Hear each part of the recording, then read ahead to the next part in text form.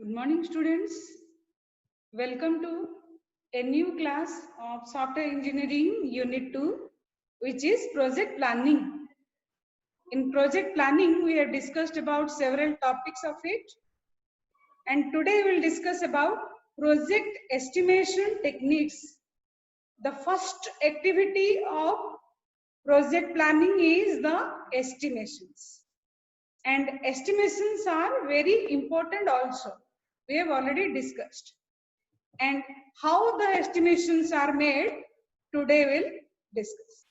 And in estimations, what we'll estimate also we'll discuss. In estimations, we have cost to be estimated, size to be estimated, accordingly the effort will be estimated. And at first, we have the measure point to be discussed is the size estimation. Because when the size is identified, then ultimately it leads to all other estimations to occur. So at very beginning we'll discuss about project size estimation.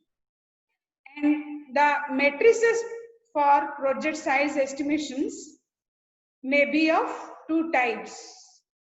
And what are the matrices and what are the characteristics present in that matrices and how the matrices are implemented for size estimation we'll discuss.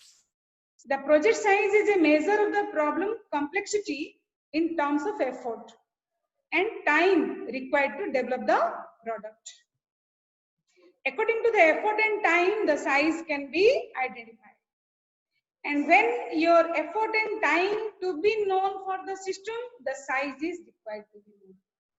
And how your size will be identified? The matrices used for calculating the size is line of code and function point metric. The line of code identifies the total lines of code required for writing the code for the system.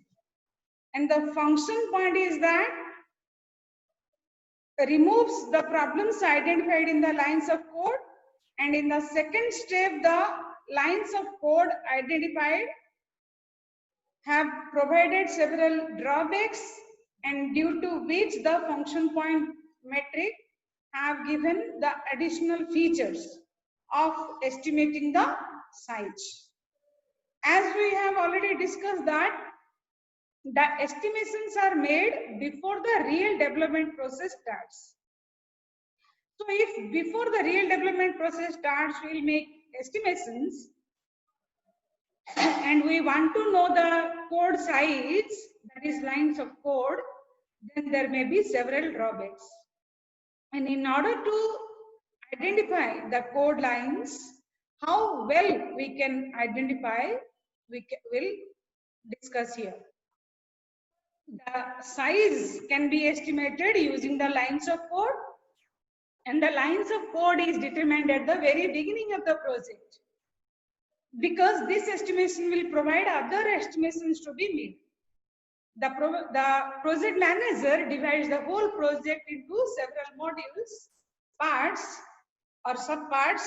Then each and every part or subpart, each and every module or submodule will be calculated for its size until the size of the different leaf level modules can be approximately predicted.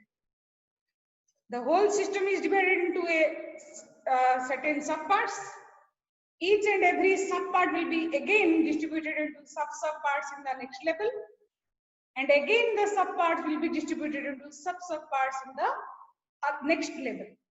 So in this way, the smaller parts of the products can be identified. The leaf level nodes can be easily calculated its size. The large product is there, then smaller products are there, smaller parts are there. Each and every smaller part have subparts. Each and every subparts have more subparts. In this way, very small part can be identified, and all the smaller parts can be calculated for its size. Those are called as the leaf level modules. And identifying the small sub-modules size, then adding all together will help you to identify the total line size. And line size is very simple to implement it. Here only we are calculating the total number of code lines written, and it is also most commonly implemented. It is highly dependent on the programming language. According to the programming language used, there will be more number of line of codes, or there may be less number of lines of codes. So accordingly, your size can be varied depending upon the programming language. So the programming language used can be the right way to estimate the size also. Got it? The LOC can be measured by counting the number of source instructions or lines directly including the comment lines. The comment lines written inside it also identify its line size. The LOC is determined at the beginning of the product. And at the beginning of the product, identifying the line size requires the number of comment lines to be added, header lines to be added, programming language used, and programming language used for developing similar types of products before. Accordingly, your line size can be calculated. Got it? And it is difficult to identify determining the lines of code at the beginning of the product. At the end of the product, and when all code lines are written, then you can easily calculate the product size using the lines of code technique. The accurate estimation of the LOC to be made at the beginning is little difficult. And these difficulties may lead to some other problems to arise. Because without knowing the line size exactly, we cannot start our work, and this may lead to difficulties. So the estimations need to be done using a systematic guess of the lines of code that can occur for a particular code to write. And those systematic guess can be based upon the previous knowledge, experience of writing the code for a particular method to be executed. Got it? The project manager can do this work by using the best technique, that dividing the whole part into modules, then sub-modules, then sub-modules. Like that, each and every leaf level modules will be predicted for their size. Got it? Then all those predicted smaller values will be added together, and combinedly it will provide the result. What can be the total size of the system? And for determining the LOC, certain guidelines we have to follow, using which we can determine the lines of code little easily before the starting of the project. Because estimations are made, not the exact lines of code are known. So for estimations, we have to do little more efficiency to be paid. And the guidelines to be followed, you can know, are one line of code for one logical line of code is identified. For one logical line of code, one line of code is identified. One logical line, 1 point.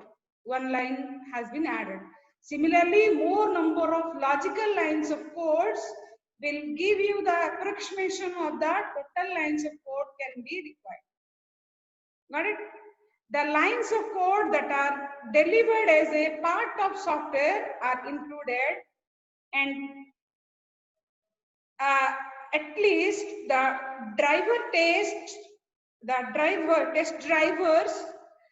test drivers Test stubs and other supporting softwares are also included for calculations.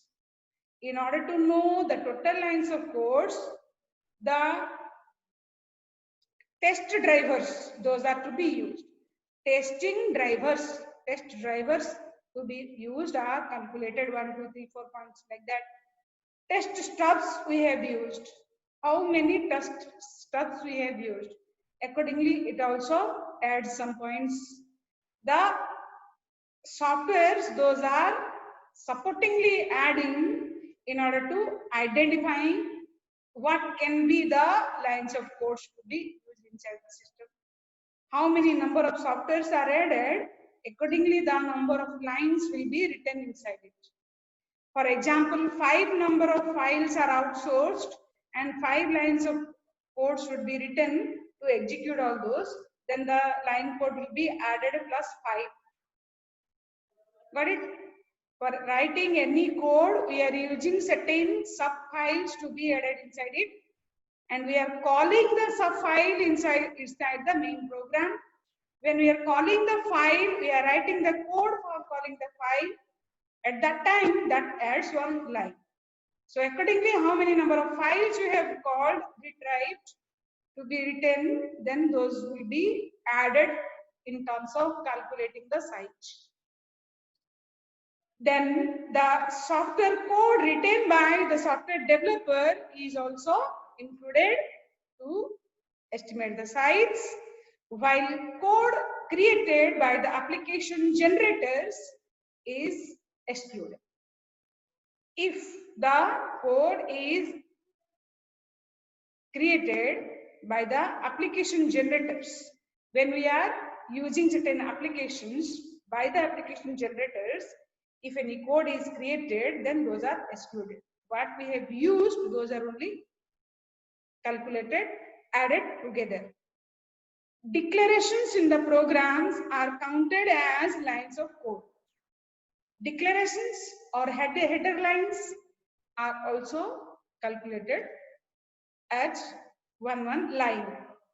Comments in the programs, those we are writing in order to identifying the use of a particular code module, are also calculated as a line of code. Got it?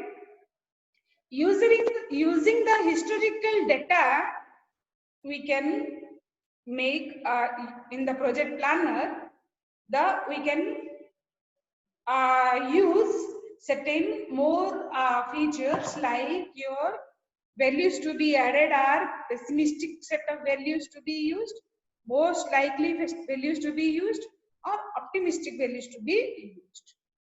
Accordingly, the estimate of the size can be calculated.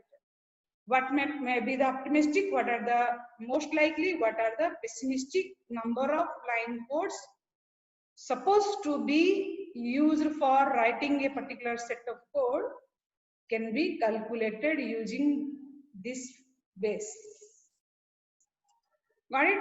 And when you use lines of codes to use, it will give you certain problems like the LOC gives numerical value of problem size that can vary widely with individual coding styles differ. When you use a particular coding standard, coding language, the lines of code will be either large or small. It differs according to that. A good problem size measure should consider the overall complexity of the problem and effort need to solve it, and that is needed to be considered. The total effort needed to specify design, coding, testing, everything. And LOC only focuses the coding part. It does not keep effect of other parts. So only coding does not mean that it will be the total size. Other designing, coding, designing, testing requirements also add some more points in that may change its size. That is another drawback. LOC measure correlates poorly with the quality and efficiency of the code. When we want to enhance the quality or efficiency, we cannot exactly say this is the size prior to the project writing, prior to the code writing. So basing upon the quality and efficiency, if you change the code and modify the code, that may enhance the code size that cannot be priorly identified. So basing upon the quality and efficiency, when the code need to be upgraded, the size may vary. The LOC metric penalizes the use of higher level programming languages. If higher level programming languages will use in a next product to be developed, then it may change according to the prior concepts, or we cannot make educated guess, we cannot predefine, we cannot priorly say what can be the size. Because at present moment in the particular same project, we are going to use some other programming language, and using a new higher level programming language, and the size of older requirements may differ. So in this regard, the value also changes. And the LOC metric measures the lexical complexity of the program and does not address the more important and subtle issue, that is the logical and structural complexity. Logical or structural complexity is not taken into view, only the lexical complexity of the program is taken into view, in which we can estimate what can be the size. When we really implement its operations of logical and structural applications, it may change.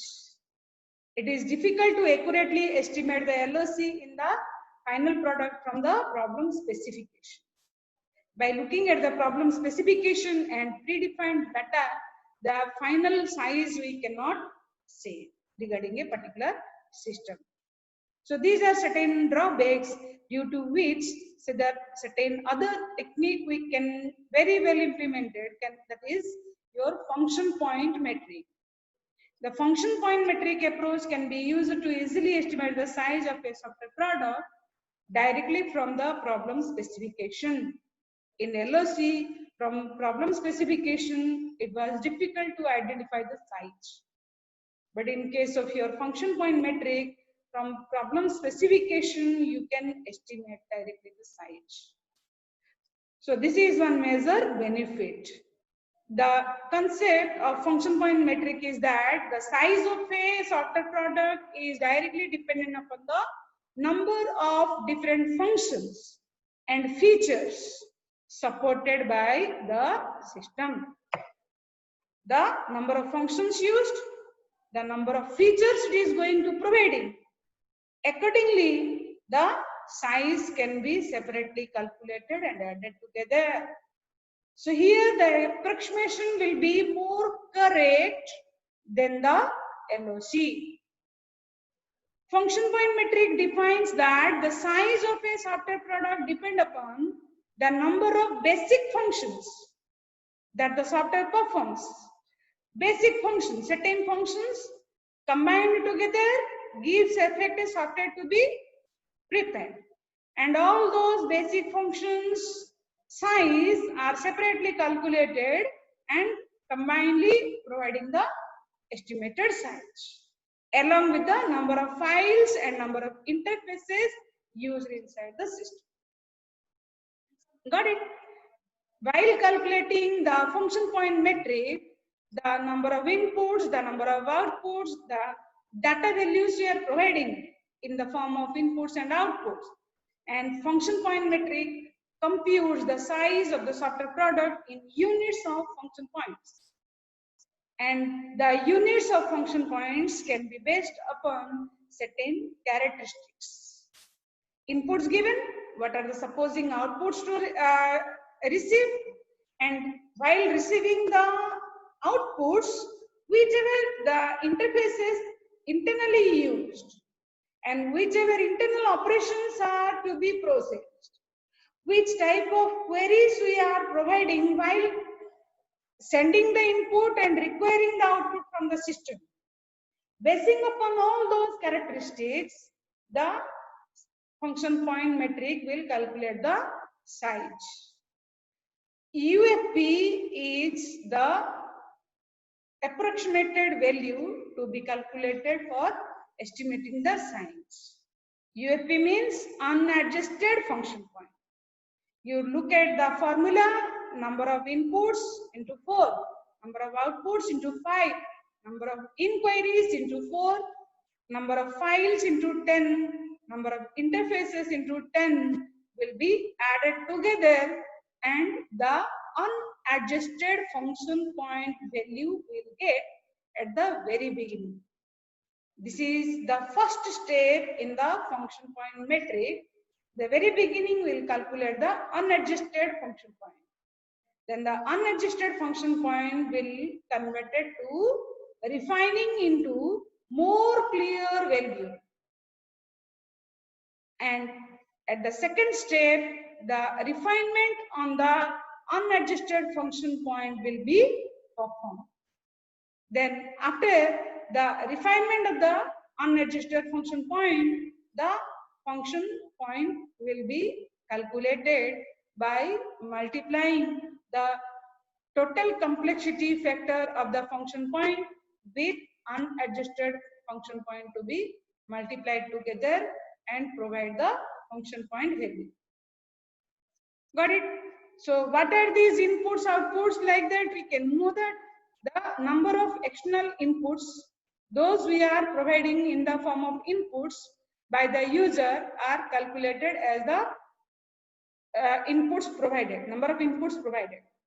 Okay, then external outputs, those results or the outcomes we are supposed to get or the user supposed to get from the application are called as the number of outputs. Then number of interactive queries, those we are providing to operate our executions in the inputs provided are calculated in the form of external inquiries. The command lines we are giving are called as the external inquiries. And the number of logical files, internal logical files, those are used to convert the input into the output to support the system to execute the inputs are specified as the logical files, and those are also separately counted. The number of interfaces used to exchange the information with other systems and interact with one system to other system are called as the external interfaces. Those are externally used to make communication possible between the two parts of the system. Got it? Basing upon these characteristics, the unadjusted function point will be calculated using this formula. You got the formula? Identifying inputs, outputs, inquiries, files, interfaces is performed. Then apply the values identified in the formula. Then calculate the unadjusted function point.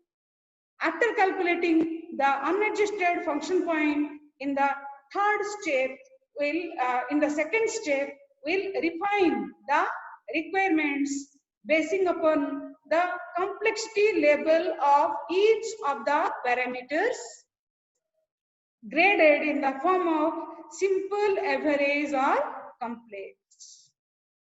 The requirement of the system inputs or outputs or the inquiries are simple or average or complex.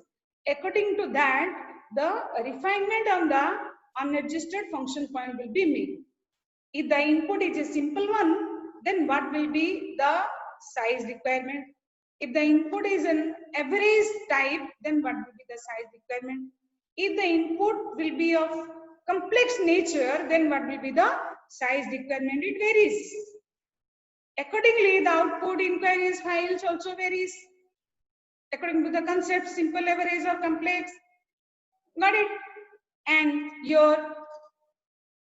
in the second step, the more approximated result of the unadjusted function point can be calculated basing upon the characteristics of the data, simple or averages or complex. So rather than each input being computed as 4 function points, very simple inputs can be computed as 3 function points, and very complex inputs can be identified as 6 function points. According to that, your whole table can be prepared for inputs, outputs, inquiries, files. Look at the diagram, look at the table. It varies. If it is simple, the inputs 3. If it is average 4, then if it is complex 6. Accordingly, if it is simple, the output will be 4. If it is average, the output will be 5. And if it is complex, the output will be 7. This is an approximated value taken from previously developed products, from which we can easily estimate the size varies according to this. If the number of inputs, output, inquiries are simple, then its size differs than the average type. Its size differs according to the complex type. Accordingly, your unadjusted function point identified will be refined, whether it is a average type of value, set of average type of value, or set of complex type of value. Got it? Then in the third step, the TCF is calculated, in which the technical complexity factor is calculated, and the technical complexity factor for the project is computed. Then it is multiplied with the UFP to calculate the function point. The correct function point can then reach by multiplying the total complexity factor into the refined UFP. Got it? The TCF is expressed as the overall impact of various project parameters that can influence the development effort, such as high transaction rates, response time requirements, scope for reuse, like that. Your total complexity factor is basing upon these factors. If your high transaction rates are to be processed, or response time requirements are varied, or scope of code reuse are varied, then accordingly the size will be also changed. In this way, there are 14 parameters available, and basing upon those 14 parameters or 14 factors, your rate will be calculated. Got it? And your 14 factors can be assigned some values from 0, not present, or no influence. 6 means strong influence, and the resulting number are summed, which is the total degree of influence. Each and every complexity factor, like your 14 parameters to be used, for all those 14 parameters, there are certain points given for each. First parameter, it is given a value that is 0 or 1 or 2 or up to 6. If it has no influence, then given 0. If it has little more influence, then given as 1. If it is little more influence, then 2. If it requires strong influence, then it requires 6 to be given.